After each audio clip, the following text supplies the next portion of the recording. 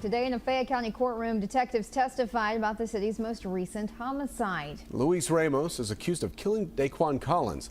Investigators have been dealing with questions about self-defense and witness accounts. WKYT's Lucy Bryson was in court today when the case was moved to a grand jury. She has our top story at noon.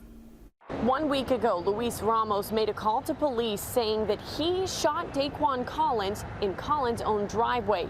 Ramos is claiming that this was done in an act of self-defense. He faced his charges today in court. Detective Anthony George shared a lengthy testimony mapping the instance. He said that Ramos made the call to police on August 20th after he and his girlfriend claimed they were stopping by to check on Daquan Collins' 3 children. Detective George shared that the mother of Collins' children expected him to be home watching their children when she got word that he was not at home, leaving the kids all alone. Police say she then asked a co-worker who was Luis Ramos's girlfriend if she could check on her children while she was away. Detective testimony said Ramos drove his girlfriend to the home on Delaware Avenue and advised her to lock the door as she went inside. Shortly after, Collins showed up and tried to break into his own home, according to police. Testimony showed that this led to a dispute between Ramos and Collins, leading them to believe that Ramos shot Collins in his own driveway.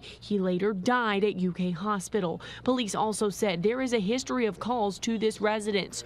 Ramos's defense said the lengthy questioning is actually helpful for them. And one thing that you see often is that the early reporting and the early things that come out either aren't the whole picture, or that they're very complex situations with lots of moving parts. And so we hope that people will pay attention as the facts unfold. Ramos's bond is currently set at $1 million, and he'll be seen in court for 2 separate misdemeanors later in September. His next appearance for this case was not specified. For now in Lexington, I'm Lucy Bryson, WKYT. And we talked to Collins' aunt last week, who told us he was loving, hardworking, and family-oriented. They say they have questions about what led to that shooting.